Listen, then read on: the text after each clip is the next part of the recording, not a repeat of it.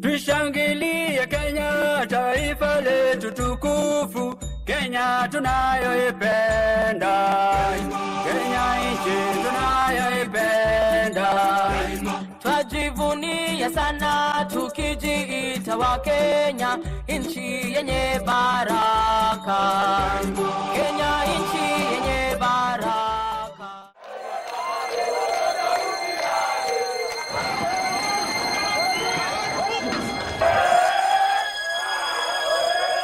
Ninahofia sana kwa sababu nchi yetu inaelekea uchaguzi. Lakini ninahofia kwa kuwa tunachaguana tungali tukiwa kwa hema, na hiyo kura ndio ilifanya nikapitia hii maisha. Kwa hivyo mimi kura ndio siwezi rusha na sitarusha kamwe. Come 2007, we thought the free and fair elections will work. But the result, this is the result. Tena nikajiuliza, je, tena mimi nitachukua kula langu tena? Niende tena nichague kiongozi mwingine tena? Mfalme mwingine? Tena nikuwe tena kwa shida hili ama namna gani? Tumenyeshewa hapa na mvua ya kila haina. Na ugonjwa na njaa imetuumisia hapa, hatuna kura ingine tutapiga tukijua ya kwanza ndio ilitulete hapa.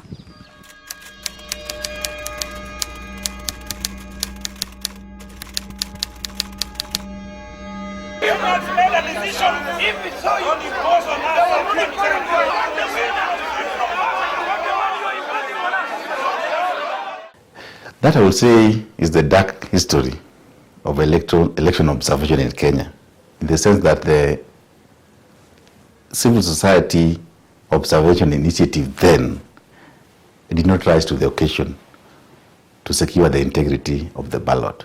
The reason behind the violence that followed the results of 2007 can be traced back to our history right from the beginning, 1963 and onwards.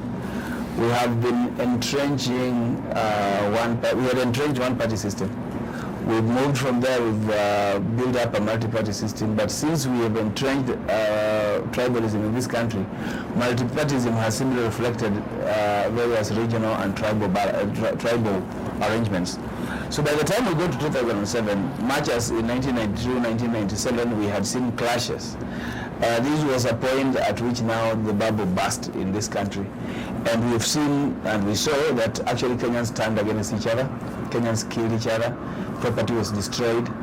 And you can say that this is a failure of institutions if you're looking at the institution of the presidency, if you're looking at the institutions of parliament, and you're looking at the judiciary, because indeed one of the reasons that was given as to why the losers did not want to resort to the court process is they had no faith in the judiciary. This was not the first election in Kenya that ended up in violence.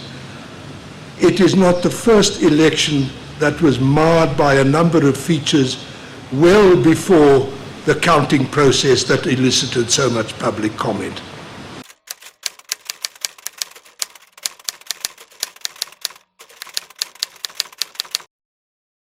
The Kenyan has been able to appreciate the pitfalls that go with violence during or after elections, before, during, and after elections.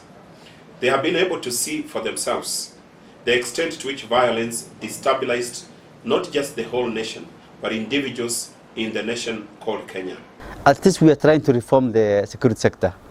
And as a commission, we have a very important committee called the Election Security Committee, which brings together the IEBC and the Kenya Police and the administration. And so we prepare our security needs according to the polling stations where we feel there's a need for security, and the Inspector General of Police then together with his commanders prepare a deployment plan, and they deploy officers according to that needs.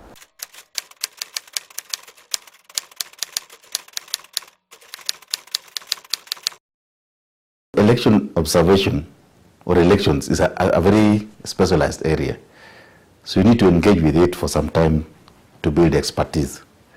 Even in terms of visibility, there's no way you can create visibility for an institution that is formed and then operates for 4 months and disperses. 5 years down the line, or in the case of a referendum where maybe 2 years down the line, then you form another outfit. Then you see there's a problem. First of all, they cannot get the visibility. Even the staff working in this institution that form the domestic, observation initiative cannot even gain the expertise to engage with these issues properly. So you could say it has been ineffective historically because of the manner in which we have been approaching it. And that's what we want to change through ELOG. As the Election Observation Group, we have identified 7 thematic areas or 7 processes within the electoral process that we think are critical to be observed in the pre-election environment. And this include aspects like observing political and campaign financing, the implementation of the Political Parties Act, media monitoring, how the media is covering the election period, how various institutions and actors are participating within the electoral process, including the conduct of political parties and other actors during the campaign. We are dealing with reporting issues around long-term observation, and we have our tools. Before an observer is deployed to the polling station, a lot of rigorous work goes into preparing them, such that the aspect of quality control is undertaken from the time we recruit the observer. At the recruitment level, and of course being an nonpartisan citizen observer group, we recruit observers that are in no way partisan or are in no way aligned to any of the political party. We have people on the ground, what we are calling long-term observers, so that at least you keep track on development on the ground. If things are boil over, you know how to act. Actually, as a long-term observer in Mombasa County, makes most experience here. People in Mombasa County, it's like they had fear in their heart that there won't be an election. Stories za incidents bado hazijaanza kutokezea. So unaenda pale kwa meeting, una take ile kitu ambayo iko hapo inaendelea, ukikuja nyumbani ndo unakuja ku write down. We have even a peace component where we have set up an advisory and intervention panel that can intervene if things boil over with the various protagonists. And fourthly, we are now employing technology. We employed parallel vote tabulation for the first time during the referendum, and we intend to do it during the election, so that we can comment on the process on real time from when the polling stations open, and eventually do a projection of the results, so that if there's tampering, then we can at least detect it and say these are not the true reflections of the vote as I was captured by our observer. So we put in place a number of mechanisms that will make a difference in our view compared to what happened or transpired in 2007.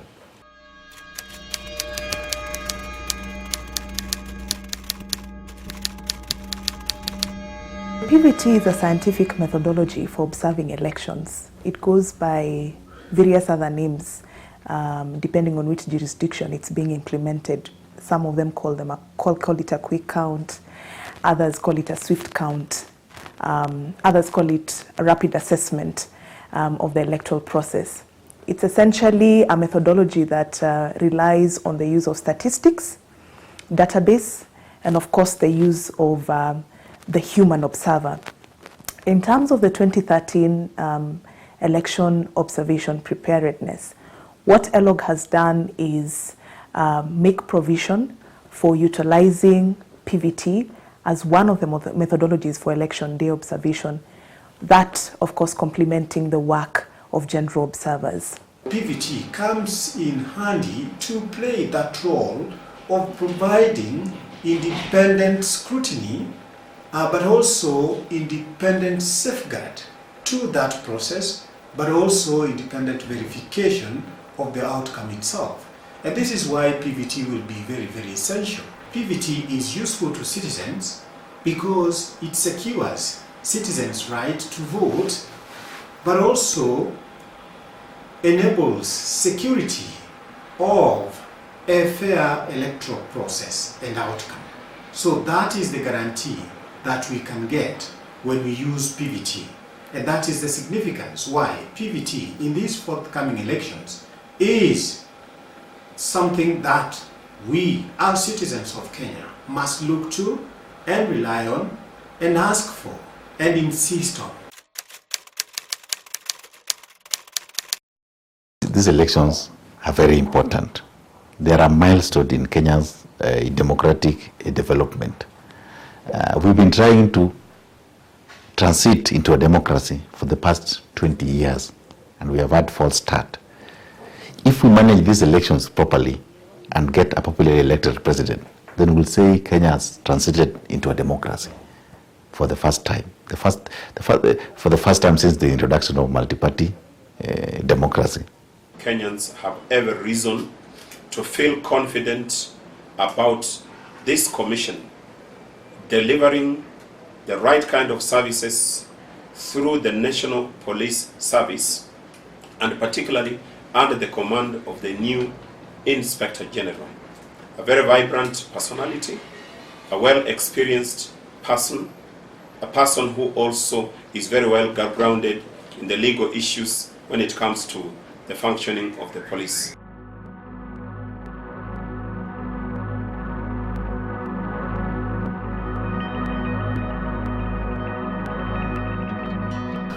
The Commission has prepared adequately for this election. We have employed all the staff that we need to employ for the Secretariat. We have requested the funding we require to conduct the election, although we didn't get all that we required. But at least we have been given sufficient resources to conduct both the general election and also the runoff, if there's going to be one. We have classified the stations. We have got about 33,000 polling stations. Some stations may have maybe 450 voters per stream. Others may have maybe up to 700, depending on the density of the area. And so we have already gazetted all the returning officers from the county elections to the constituency.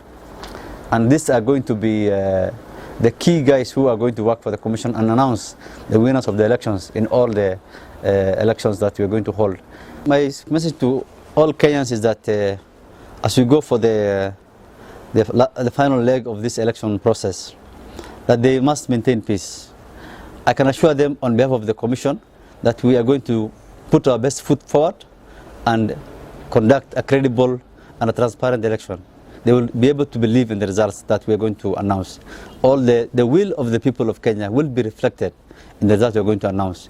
We are going to make sure that the media have access to all our results transmission and they can transmit to Kenyans and even online. And so I want to assure them that the Electoral Commission will take its part and make sure elections are conducted very professionally and very efficiently. We cannot accept to promote violence. So for me, absence of violence is the first sign of wanting peace. And so we must appreciate that where this has happened, then I'm challenging all Kenyans, those who have caused this spirit of hatred and killings of one another, to come out and ask for forgiveness. Peace is very essential for our progress, and I urge all Kenyan citizens to really go for peace. And as I said earlier, peace is obtained when there is justice. Treat peace the way we treat good health. Peace is precious. Let's not lose it once again.